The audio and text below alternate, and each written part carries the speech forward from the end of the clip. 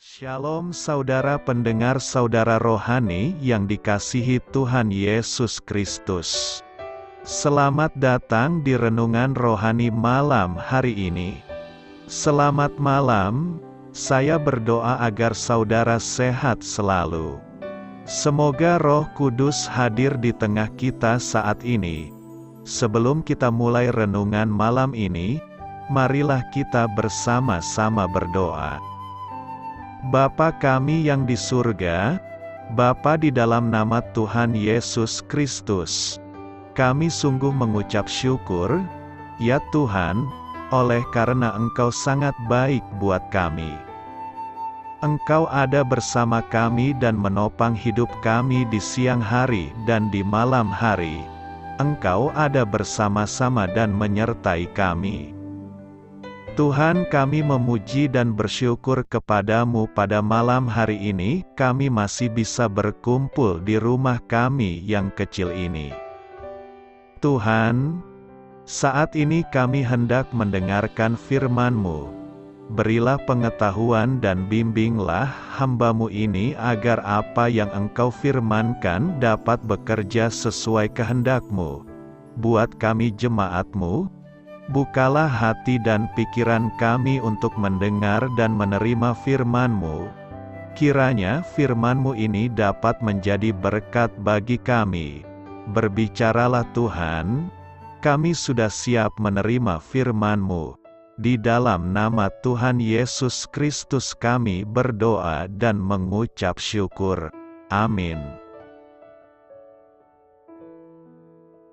Sahabat saudara rohani, pembacaan ayat emas Alkitab renungan kita malam hari ini.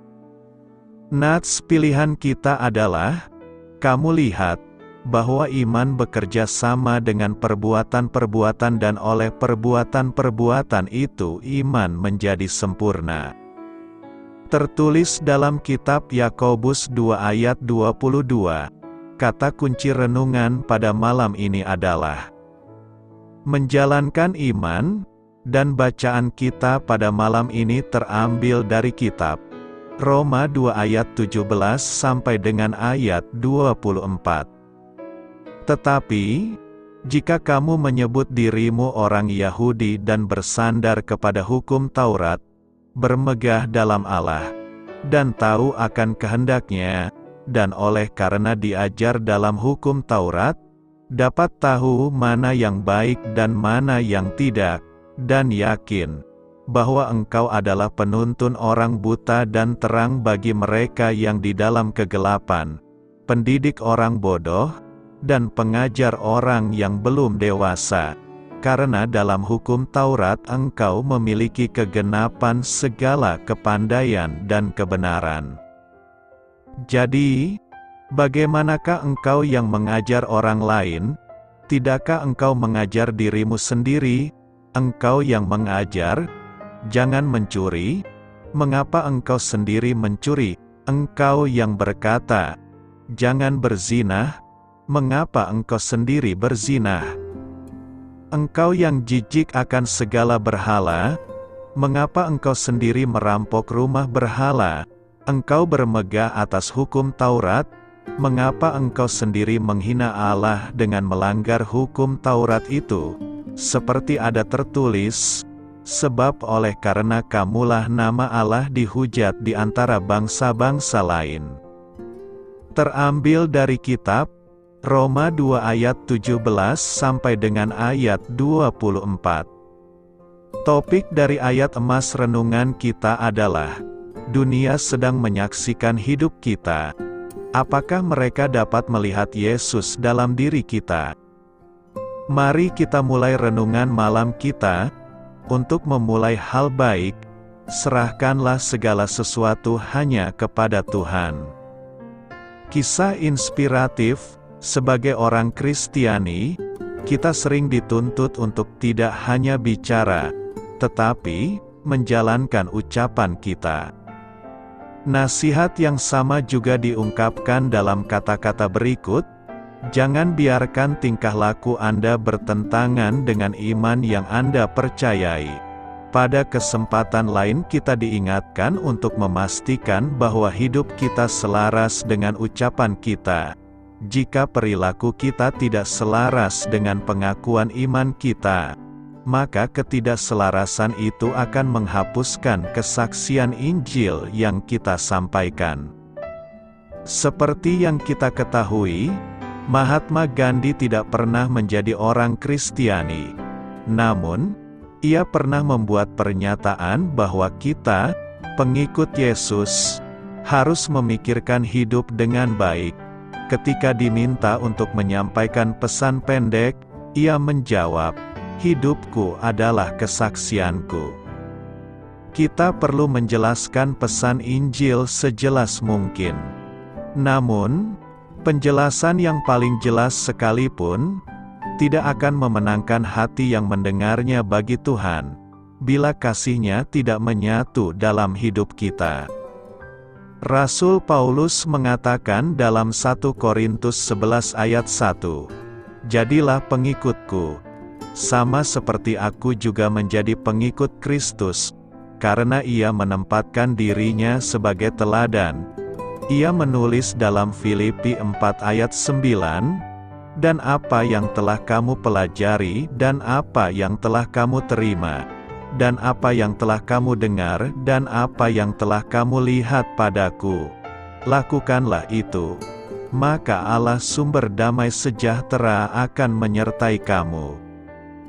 Berdoalah, agar seperti Paulus, kita bisa membuktikan iman kita yang menyelamatkan di hadapan dunia yang sedang menyaksikan hidup kita. Iman dan perbuatan baik, Yakobus 2 ayat 17 berkata, "Demikian juga halnya dengan iman. Jika iman itu tidak disertai perbuatan, maka iman itu pada hakikatnya adalah mati." Apakah hubungan iman dengan perbuatan baik? Sebagian orang berkata bahwa perbuatan baik adalah salah satu cara untuk memperoleh kehidupan yang kekal. Sebagian lagi mengatakan bahwa orang yang beriman tetapi tidak berbuat baik sama saja dengan mati. Lalu apa sebenarnya hubungan iman dengan perbuatan baik dalam pemahaman Kristen? Menurut Yakobus bahwa ada dua iman, yakni iman yang hidup dan iman yang mati. Iman adalah dasar dari segala sesuatu yang kita harapkan dan bukti dari segala sesuatu yang tidak kita lihat. Iman yang hidup dan sehat adalah iman yang nyata dan mengalir melalui perbuatan kita sehari-hari. Dengan iman kita percaya bahwa Tuhan Yesus adalah jalan dan kebenaran dan hidup, sebab itu kita menerima Tuhan Yesus sebagai satu-satunya juru selamat dan kita hidup sama seperti Kristus telah hidup. Dengan iman kita percaya bahwa Allah itu Maha Kudus. Sebab itu kita juga menjaga kekudusan dan tetap berjalan di dalam kekudusan. Iman yang hidup akan tampak melalui nilai-nilai dan prinsip hidup yang kita pegang. Iman yang hidup akan dapat didengar melalui perkataan kita. Iman yang hidup akan dapat dilihat melalui tindakan dan keputusan yang kita ambil. Iman yang hidup bukan hanya sekedar pengetahuan di dalam kepala, melainkan juga akan menghasilkan tindakan yang bersesuaian dengan iman tersebut. Bukan hanya teori, melainkan juga praktek nyata. Demikian juga halnya dengan iman. Jika iman itu tidak disertai perbuatan, maka iman itu pada hakikat adalah mati. Kamu lihat bahwa iman bekerja sama dengan perbuatan-perbuatan, dan oleh perbuatan-perbuatan itu iman menjadi sempurna. Iman timbul melalui pendengaran akan firman Tuhan. Firman Tuhan harus direnungkan, disimpan, lalu dilakukan. Semua benih firman yang kita terima harus dihidupkan melalui tindakan dan perbuatan kita. Iman yang hidup akan dapat diimpartasikan pada orang-orang yang ada di sekeliling kita. Iman yang hidup dapat dilihat dan diteladani oleh anak-anak kita. Iman yang hidup adalah warisan yang luar biasa. Paulus mendapati iman Timotius yang begitu kuat karena ada Lois dan Eunike yang telah mewariskan iman yang hidup. Iman yang hidup akan terus bertumbuh makin kokoh dan kuat sehingga pada akhirnya iman itu akan mampu menjadi sempurna. Singkatnya, hubungan iman dan perbuatan baik adalah iman harus diwujud nyatakan di dalam perbuatan baik sebagai buah dari keberimanan kita kepada Yesus. Perbuatan baik bukan dasar dari keselamatan kita, melainkan imanlah yang menyelamatkan kita. Jadi, iman adalah dasar keselamatan, sementara perbuatan baik adalah buah dari iman kita. Semakin kita beriman sejatinya kita pun harus semakin banyak melakukan perbuatan baik kita. Jadi jangan berpikir berbuat baik supaya diselamatkan, tapi berimanlah supaya kita diselamatkan.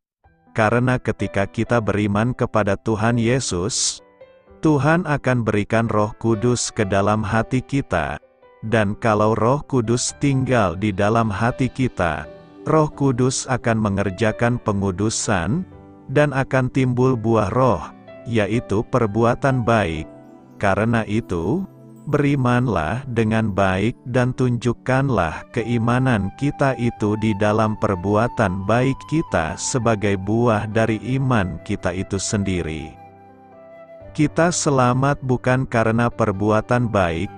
Titus 3 ayat 4-5 berkata, tetapi ketika nyata kemurahan Allah, Juru Selamat kita, dan kasih-Nya kepada manusia, pada waktu itu Dia telah menyelamatkan kita, bukan karena perbuatan baik yang telah kita lakukan, tetapi karena rahmat-Nya oleh permandian kelahiran kembali dan oleh pembaharuan yang dikerjakan oleh Roh Kudus.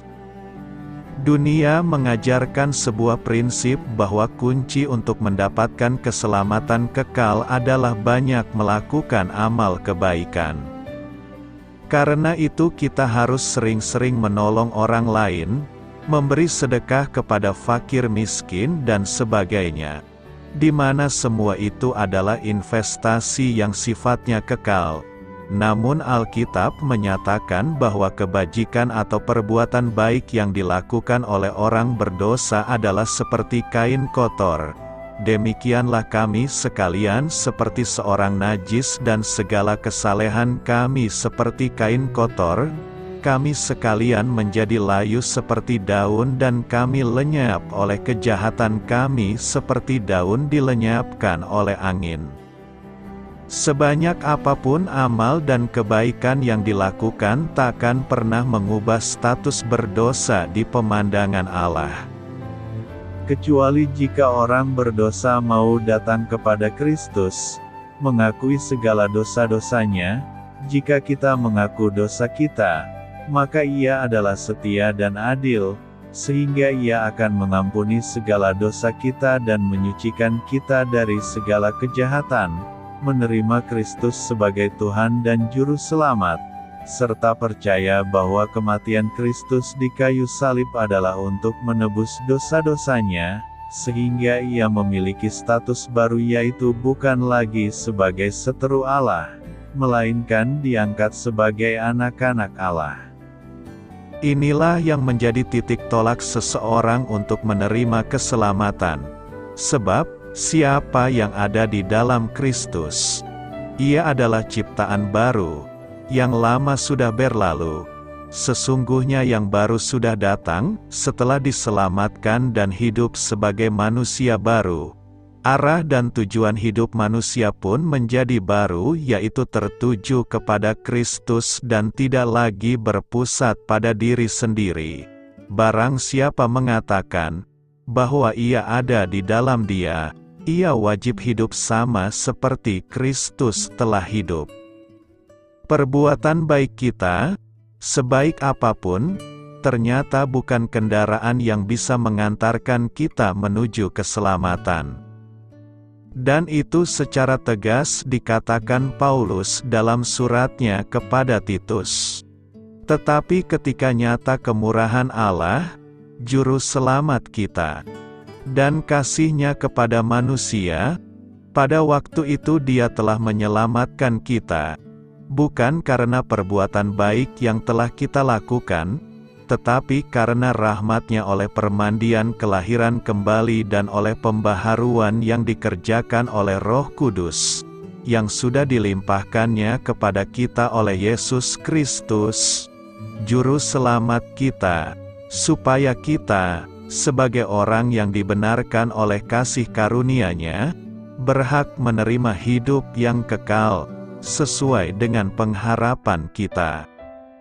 Kita diselamatkan bukan karena perbuatan baik, tetapi oleh rahmat-Nya, berdasarkan kemurahan Allah dan atas kasih-Nya yang begitu besar kepada kita, dengan menerima Yesus Kristus sebagai Tuhan dan Juru Selamat.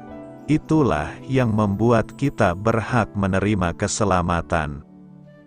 Perbuatan baik itu penting, itu benar, tapi perbuatan baik tidaklah menyelamatkan. Berbuat baik adalah sesuatu yang secara otomatis seharusnya kita jalankan ketika kita bertobat dan menerima Yesus sebagai Tuhan dan Juru Selamat kita. Perbuatan baik bukan sumber keselamatan, melainkan merupakan buah roh yang hidup di dalam kita ketika kita menjadi orang percaya. Dalam Titus 3 ayat 5 disebutkan bahwa perbuatan baik itu tidak mendatangkan keselamatan. Tetapi perhatikan pula bahwa dalam Yakobus 2 ayat 2 ada ayat yang berkata, "Kamu lihat, bahwa iman bekerja sama dengan perbuatan-perbuatan dan oleh perbuatan-perbuatan itu iman menjadi sempurna." Perbuatan baik yang merupakan buah roh merupakan satu dari perbuatan nyata dalam melakukan firman. Dan itulah yang kemudian akan menjadikan iman kita sempurna. Keselamatan hanya ada dalam Kristus, dan itu diberikan cuma-cuma sebagai bentuk rahmat atau kasih karunia Tuhan kepada kita. Keselamatan merupakan rahmat Tuhan yang diberikan lewat Yesus Kristus. Perbuatan baik bukanlah sarana utama untuk mendapatkan keselamatan kekal, tapi merupakan buah dari keselamatan. Karena itu, mari membuka hati kita untuk menerima Yesus sepenuhnya yang akan membawa kita kepada keselamatan kekal. Lalu jadilah pelaku-pelaku firman yang di dalamnya penuh dengan perbuatan baik kepada sesama tanpa terkecuali sebagai buah keselamatan kita. Bagaimana keselamatan dapat dikatakan bukan oleh perbuatan jika iman disyaratkan? Bukankah iman merupakan perbuatan? Keselamatan kita bergantung hanya pada Yesus Kristus saja. Ia adalah pihak yang menggantikan kita, dengan menanggung hukuman dosa. Ia adalah juru selamat kita dari dosa. Ia adalah pengarang dan penyelesai iman kita. Semua yang disyaratkan untuk menyediakan keselamatan telah dipenuhi oleh Yesus sendiri, yang hidup secara sempurna, menanggung hukuman dosa dari Allah, dan bangkit dari kematian. Alkitab cukuplah jelas menyampaikan bahwa perbuatan kita tidak membantu mencapai keselamatan. Kita diselamatkan, bukan karena perbuatan baik yang telah kita lakukan, bukan hasil pekerjaanmu. Tidak ada yang benar. Seorang pun tidak. Ini berarti bahwa persembahan kurban, pemeliharaan hukum, menghadiri gereja, dibaptis, dan perbuatan baik lainnya tidak mampu menyelamatkan orang. Sebaik apapun, kita tidak dapat memenuhi standar kekudusan Allah. Alkitab juga menjelaskan bahwa keselamatan bersyarat. Allah tidak menyelamatkan semua orang. Satu-satunya syarat keselamatan ialah iman di dalam Yesus Kristus. Hampir sebanyak 200 kali dalam Perjanjian Baru, iman, atau kepercayaan, dinyatakan sebagai satu-satunya syarat bagi keselamatan.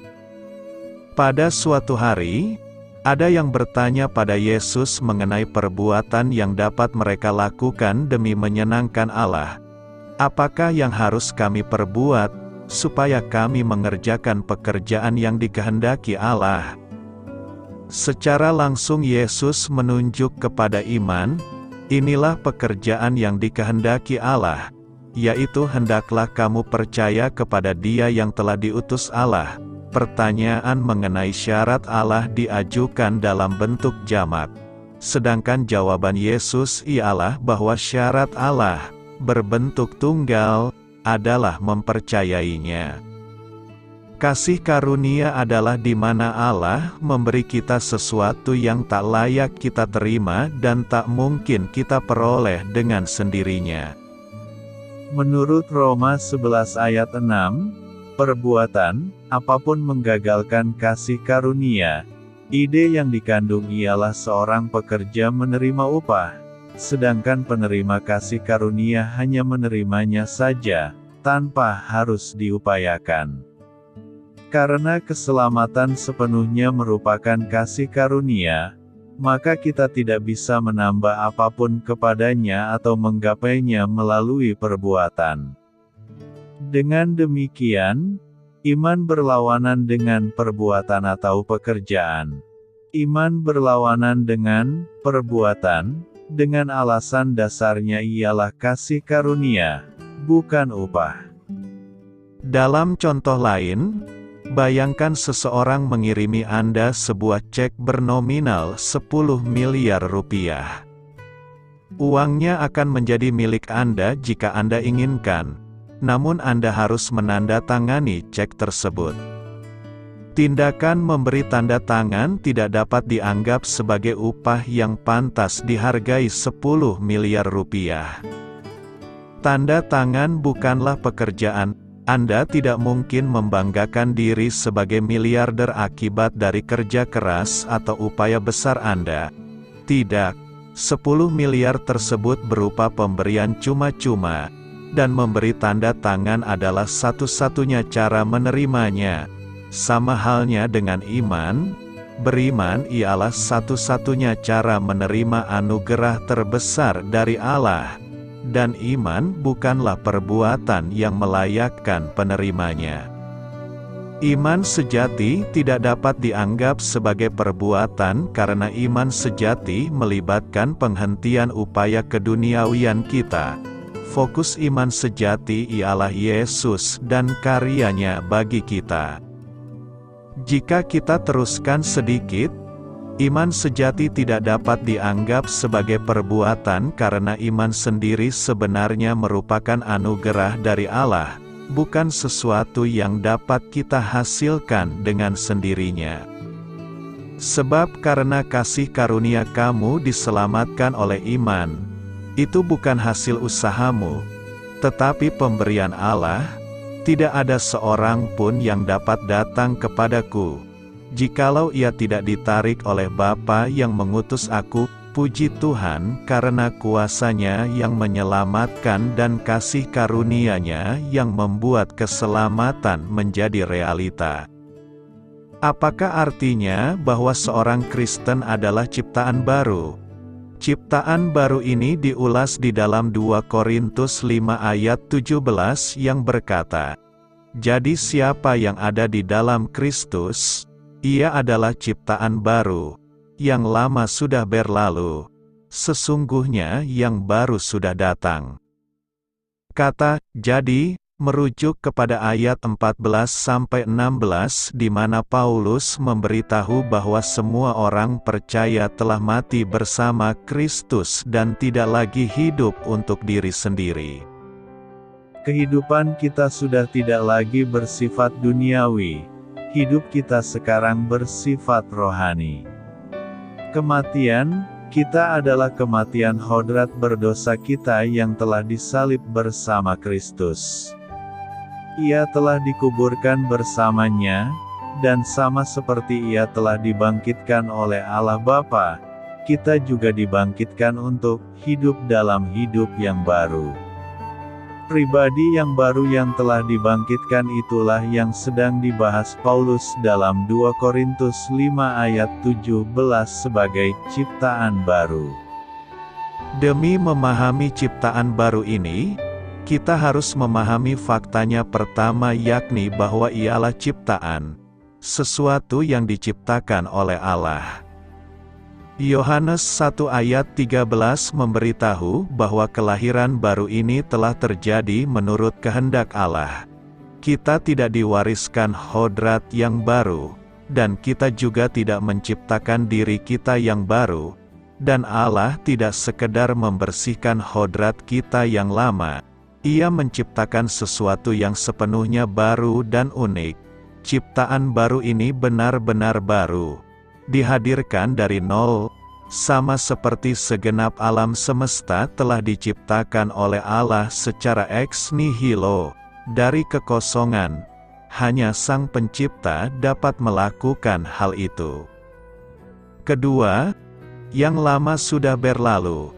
Yang lama sedang merujuk kepada segala sesuatu di dalam hodrat lama kita, kesombongan, kesukaan berdosa, pengandalan upaya pribadi, dan opini-opini, kebiasaan, dan nafsu kita yang lawas. Semua hal yang dahulunya kita kasihi telah berlalu, terutama kasih akan diri sendiri dan pembenaran diri dan promosi diri sendiri. Ciptaan yang baru menatap kepada Kristus, bukan menatap diri sendiri. Semua hal yang lama telah mati, dengan disalibkan bersama hodrat yang lama kita. Dengan berlalunya yang lama, yang baru sudah datang. Hal-hal yang usang dan mati telah digantikan dengan hal-hal baru, yang penuh dengan kehidupan dan kemuliaan Allah. Jiwa yang baru lahir ini berkenan terhadap hal-hal ilahi dan membenci hal-hal duniawi serta berbau kedagingan. Tujuan, perasaan, keinginan, dan pengertian kita baru dan sangat berbeda. Kita melihat dunia melalui sudut pandang baru. Alkitab seakan-akan belum pernah kita baca, dan walaupun mungkin pernah kita baca, ada keindahan di dalamnya yang belum kita sadari sebelumnya, dan yang membuat kita heran mengapa kita tidak menyadarinya selama ini. Sepertinya alam di sekeliling kita telah berubah, dan kita seakan-akan hidup di dunia yang baru. Langit dan bumi penuh dengan hal-hal baru, dan semua hal sepertinya memuliakan Allah. Ada perasaan baru terhadap sesama manusia kita, kasih bagi keluarga dan kerabat kita, belas kasih yang belum pernah kita rasakan terhadap para musuh kita, dan kasih bagi semua umat manusia. Dosa yang dahulunya kita pertahankan, sekarang ingin kita buang selamanya. Kita telah menanggalkan manusia lama serta kelakuannya, dan telah mengenakan manusia baru, yang telah diciptakan menurut kehendak Allah di dalam kebenaran dan kekudusan yang sesungguhnya. Lantas bagaimana dengan orang Kristen yang masih terus berdosa? Ada perbedaan antara berdosa dan terus hidup dalam dosa. Tidak seorang pun yang dapat mencapai kesempurnaan tanpa dosa dalam kehidupan ini. Namun orang Kristen sejati sedang dikuduskan setiap hari, di mana dosanya semakin sedikit dan semakin ia benci ketika ia gagal. Benar, kita masih berdosa, namun secara tidak disengaja dan semakin jarang beriringinan dengan bertambahnya dewasa rohani kita. Diri kita yang baru membenci dosa yang masih menempel. Perbedaannya ialah bahwa ciptaan baru sudah bukan budak bagi dosa, sebagaimana adanya dahulu. Sekarang kita telah dibebaskan dari dosa dan dosa sudah tidak lagi berkuasa atas kita. Sekarang kita dikuatkan oleh dan bagi kebenaran, Sekarang kita mempunyai pilihan untuk membiarkan dosa berkuasa atau menganggap diri kita mati bagi dosa. Tetapi kamu hidup bagi Allah dalam Kristus Yesus. Puji Tuhan, kita sekarang mempunyai kekuatan untuk memilih alternatif kedua. Ciptaan baru adalah hal yang luar biasa, yang dirancangkan dalam pikiran Allah dan diciptakan oleh kuasa-Nya dan bagi kemuliaan-Nya. Dibenarkan karena iman, tema khotbah yang akan kita renungkan, dibenarkan karena iman.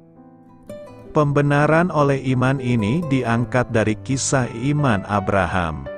Kita pasti pernah mendengar bagaimana kisah kehidupan Abraham yang dikenal sebagai bapa orang beriman. Abraham senantiasa hidup di dalam imannya, dia tidak mempertanyakan banyak hal, dia percaya penuh kepada tuntunan Tuhan.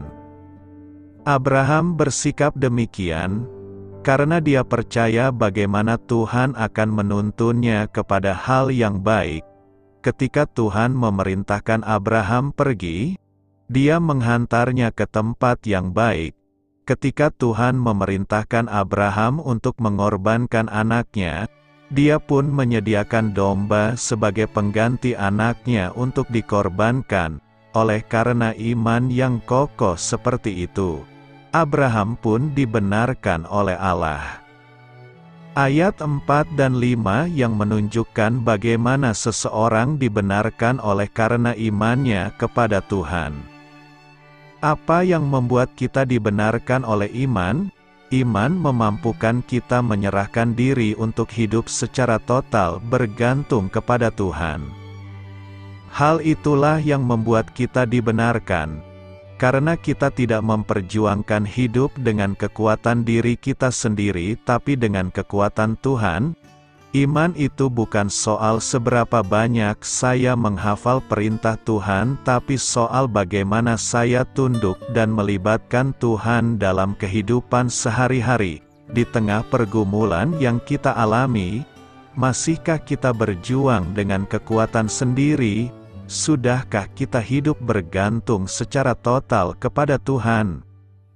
Sejarah gereja mencatat beberapa tendensi dari sebagian orang Kristen untuk membedakan cara kerja Allah di Perjanjian Lama dan Perjanjian Baru. Sebagai contoh adalah Marcionisme, dalam pengaruh Gnostisisme yang kental. Bidat Marcionisme bahkan menganggap bahwa Allah Perjanjian Lama berbeda dengan Allah di Perjanjian Baru.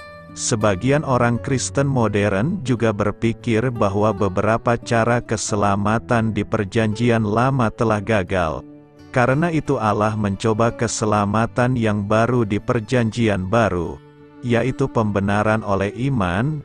Beberapa bahkan memandang bahwa pembenaran oleh iman hanyalah sebuah warisan dari zaman reformasi. Benarkah doktrin ini adalah ide yang baru pada zaman reformasi atau pada zaman Perjanjian Baru?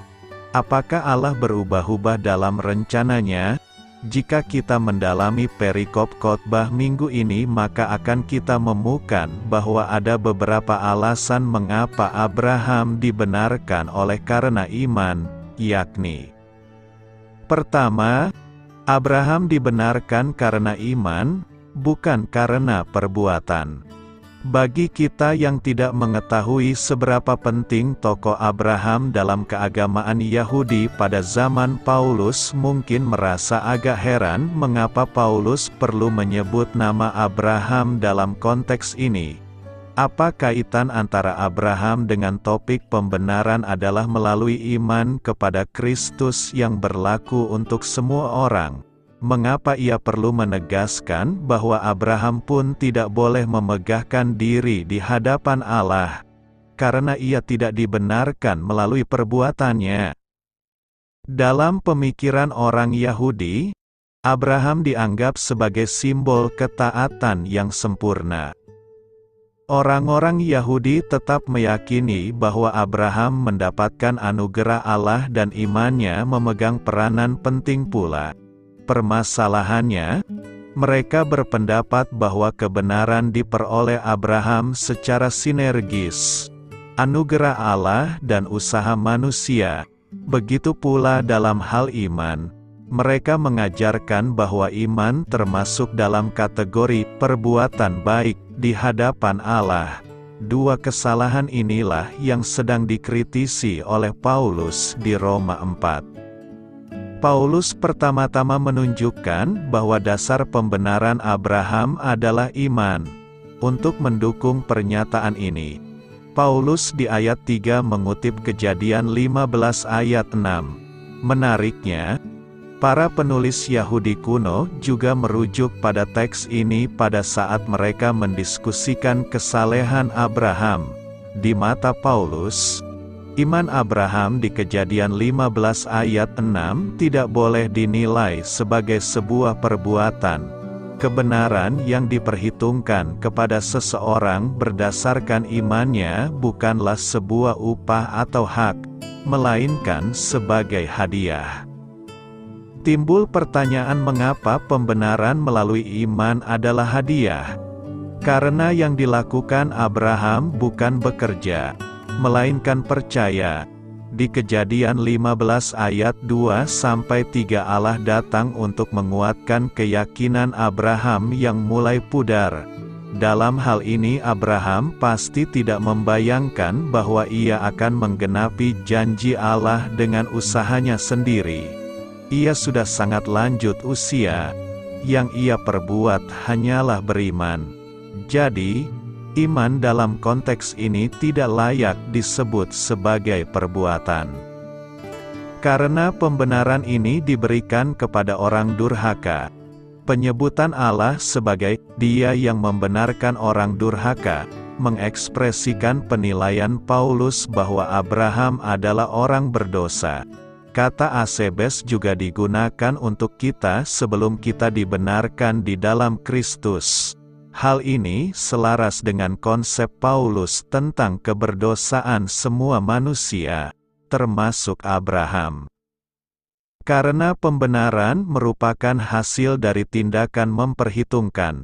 Bentuk pasif diperhitungkan, logizomai, menyiratkan Allah sebagai aktor utama. Pemilihan kata logizomai juga penting. Kata logizomai merujuk pada sesuatu yang bukan berada atau berasal dalam diri seseorang tetapi diperhitungkan kepada orang itu. Dengan kata lain, kebenaran tidak diperoleh oleh Abraham atau tidak berada pada dirinya secara natural, tetapi diperhitungkan oleh Allah.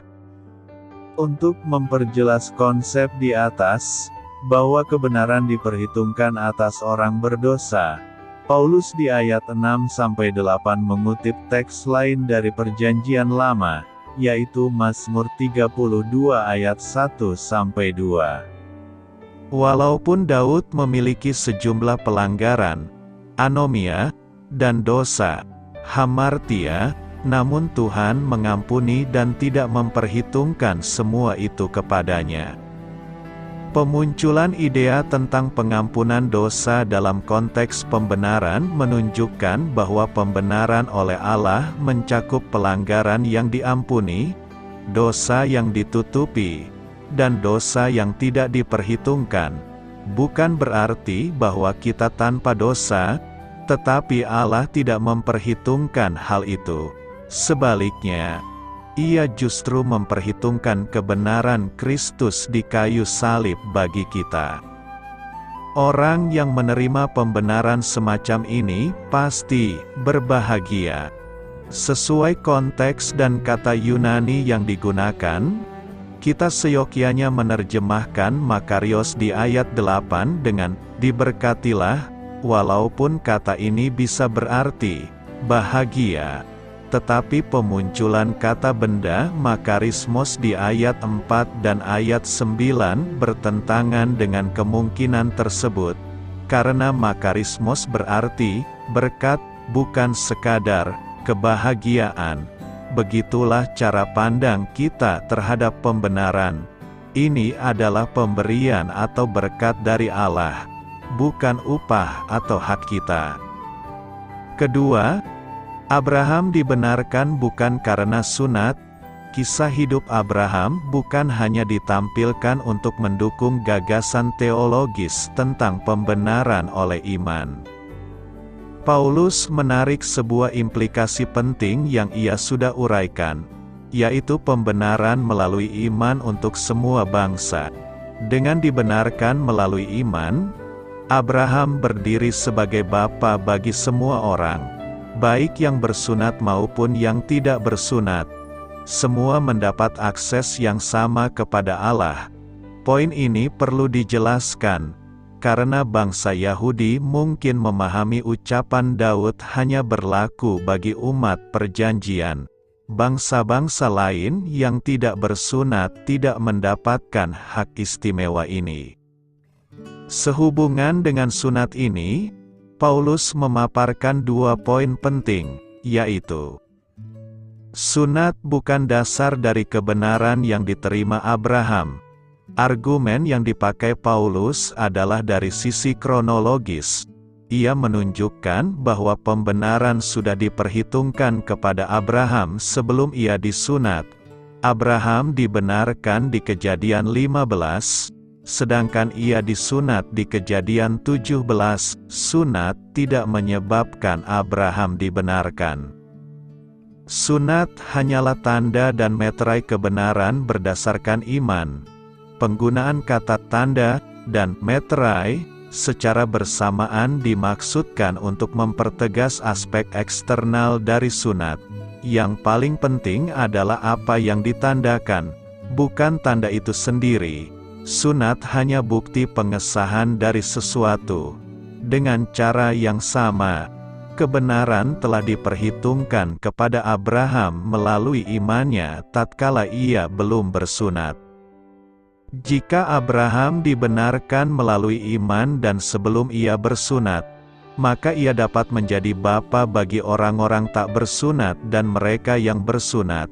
Sebagai keturunan Abraham, mereka semua mendapatkan akses yang sama seperti Abraham, yaitu melalui iman. Ketiga, Abraham mendapatkan realisasi janji bukan karena Taurat. Dalam bagian ini Paulus banyak membicarakan tentang janji. Janji yang dimaksud adalah Abraham akan memiliki dunia dan akan menjadi bapa banyak bangsa.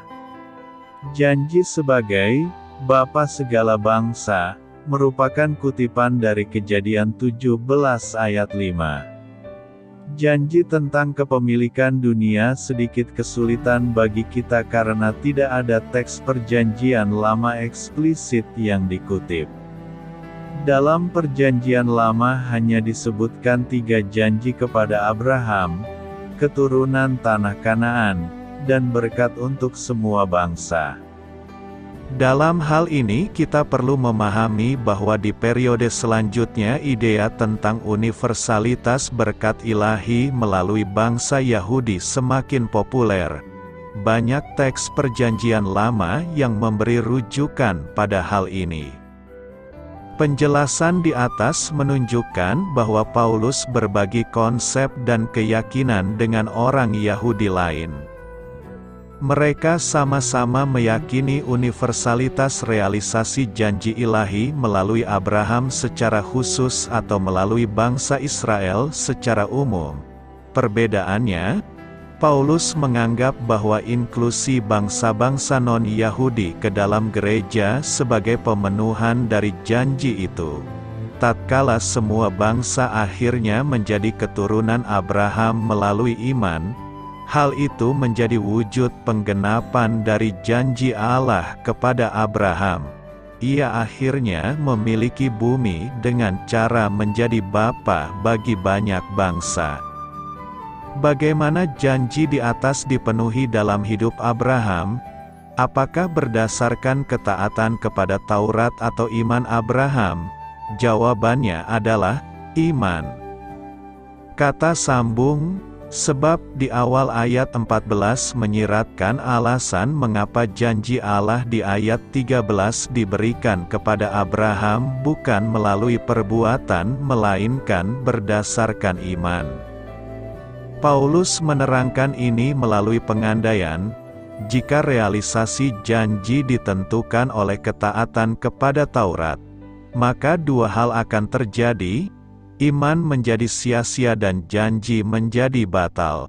Artinya, jika ketaatan kepada Taurat bersifat menentukan, maka iman dan janji kehilangan peranannya. Di sini Paulus kembali mengontraskan perbuatan dan iman. Keduanya bersifat eksklusif. Pemunculan kata "sebab" di ayat 15 menerangkan alasan mengapa janji Allah tidak mungkin diberikan berdasarkan perbuatan. Hukum Taurat tidak membawa berkat, tetapi murka Allah. Dalam bahasa Paulus, di mana tidak ada hukum Taurat, di situ tidak ada pelanggaran. Hal ini tidak berarti bahwa Taurat sendiri adalah salah. Kesalahan terletak pada kegagalan bangsa Yahudi dalam menaatinya. Ucapan Paulus di atas tidak boleh ditafsirkan seolah-olah dosa baru muncul sesudah Taurat diberikan. Roma 5 ayat 13 menjelaskan bahwa dosa dan kematian sudah ada sebelum Taurat. Roma 2 ayat 12-16 pun menegaskan bahwa hukuman Allah berlaku atas mereka yang tidak memiliki Taurat. Kunci untuk memahami pernyataan Paulus terletak pada kata parabasis, yang merupakan istilah teknis bagi pelanggaran terhadap peraturan atau perintah yang spesifik dan tertulis. Dengan kata lain, semua pelanggaran adalah dosa. Tetapi tidak semua dosa adalah pelanggaran. Tatkala peraturan sudah diberikan secara gamblang dan orang tetap melanggar, maka hal itu menuntut pertanggungjawaban yang lebih besar. Semua penjelasan di atas mengajarkan kepada kita bahwa Allah hanya memiliki satu rencana. Ia tidak perlu mengganti rencananya, karena tidak ada satupun yang dapat digagalkan oleh manusia. Pembenaran oleh iman yang kita dengar melalui Injil Yesus Kristus sudah dijanjikan sebelumnya. Renungkan. Apa yang hendak kita renungkan? Pertama, prinsip pembenaran oleh iman adalah prinsip keselamatan di dalam Alkitab. Ini bukan pengajaran Perjanjian Baru atau Paulus semata. Prinsip ini juga berlaku pada masa Perjanjian Lama. Seseorang dibenarkan bukan karena melakukan Taurat, melainkan karena percaya kepada Allah. Kedua, orang yang dibenarkan oleh iman tidak lagi merasa khawatir akan kehilangan keselamatan. Ketidakberdayaan karena dibelenggu dosa dan ada di bawah bayang-bayang murka Allah. Oleh kasih karunia Kristus diubah menjadi kedamaian. Orang yang dibenarkan oleh iman memiliki pengharapan bahwa satu hari kelak hidupnya akan dipermuliakan oleh kemuliaan Allah. Pemahaman ini menggugah orang untuk berani menghadapi penderitaan. Melalui penderitaan, imannya itu justru semakin teguh dan teruji. Semakin imannya teruji, semakin bertambah teguh pengharapannya pada janji Tuhan. Ketiga, orang yang dibenarkan oleh iman tidak mungkin menjadi sombong. Ia bermegah di dalam Kristus sebagai sumber damai sejahteranya. Jadi, bagaimana mengalami damai sejahtera sejati? Saint-Tepe berpikir dan berusaha mendapatkan damai sejahtera dengan berbuat baik sebanyak-banyaknya supaya mendapatkan pembenaran. Akui ketidakberdayaan kita dan minta pertolongan dan belas kasih kepada Allah di dalam Kristus. Lalu, lakukan perbuatan baik dan pelayanan sebanyak-banyaknya sebagai ucapan syukur. Karena itu, Kita dibenarkan bukan karena melakukan hukum Taurat, tetapi karena iman kita kepada Yesus Kristus. Beritakanlah Injil kepada segala makhluk, hormatilah semua orang. Selamat beristirahat malam dalam kasih setia Tuhan. Doa saya menyertai saudara sekalian. Mari bertumbuh dalam iman bersama saudara rohani. Saya memberkati Anda agar sewaktu Anda mencarinya dari Dia, Bapa Surgawi Anda akan memberikan bagi Anda roti harian Anda, dalam nama Yesus Kristus. Tuhan yang berkuasa atas alam semesta dan menuntun kita kepada iman yang menyelamatkan. Tuhan Yesus menyertai senantiasa. Terima kasih sudah berkenan mendengarkan renungan malam saudara rohani. Tuhan memberkati. Amin.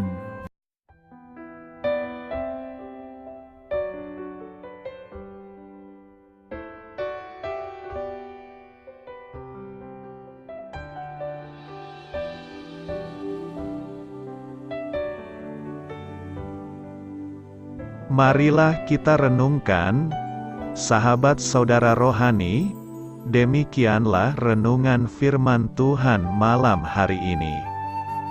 Semoga menjadi berkat di dalam hidup kita dan menjadikan kita pribadi yang lebih baik. Sebelum kita beristirahat pada malam hari ini, marilah kita berdoa. Bapa kami yang di surga, Bapa di dalam nama Tuhan Yesus Kristus, kami sungguh mengucap syukur, ya Tuhan, oleh karena Engkau sangat baik buat kami.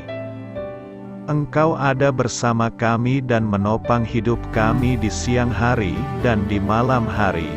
Engkau ada bersama-sama dan menyertai kami, ya Tuhan Yesus. Kami mengucap syukur untuk firman-Mu, ya Tuhan, yang memberikan kami kekuatan dan menyadarkan kami bahwa kami tidak perlu takut dengan gelap dan malam. Sebab Tuhan, Engkau ada bersama kami. Engkau melindungi kami dan menjadi perisai bagi kami hamba-Mu berdoa saat ini. Tuhan, untuk setiap pendengar renungan ini yang mengalami ketakutan, kecemasan, kegelisahan, pada situasi gelap dan malam hari di dalam nama Tuhan Yesus Kristus. Kuasa Tuhan melepaskan mereka dari segala ikatan roh-roh ketakutan yang mengikat mereka saat ini. Tuhan melepaskan setiap anak-anak-Mu dari segala rasa takut dan kecemasan. Di dalam nama Tuhan Yesus segala kuasa-kuasa roh jahat, kuasa setan iblis yang mengganggu anak-anak-Mu, ya Tuhan, tolong hancurkan dan halaukan dengan kuasa-Mu. Dalam nama Tuhan Yesus Kristus, berkati setiap kami anak-anak-Mu, ya Tuhan, dan lindungilah kami aman di dalam Engkau. Ya Tuhan, penuhilah setiap hati kami dengan keberanian, damai sejahtera, dan sukacita serta ketenangan yang dari Tuhan. Berkati kami di malam hari ini, saat kami tidur dan beristirahat. Kuasa-Mu, ya Tuhan, menaungi setiap kami, memberkati dan melindungi kami. Bangunkanlah kami kembali besok pagi dengan kekuatan yang baru. Tubuh yang sehat diberkati Tuhan dan berkat-berkat yang baru Tuhan sediakan bagi kami. Terima kasih, ya Tuhan, kami sungguh mengucap syukur untuk firman-Mu yang menguatkan kami. Dalam nama Tuhan Yesus Kristus Juru Selamat kami, Bapa kami yang baik, kami mengucap syukur dan berdoa haleluya. Amin. Biarlah firman Tuhan menjadi pengingat untuk kita semua, bahwa tuntunan dari Roh Kudus akan selalu memberi jalan keluar bagi setiap permasalahan hidup kita, dan memberi kedamaian di hati kita. Amin. Sampai jumpa di renungan malam saudara rohani berikutnya.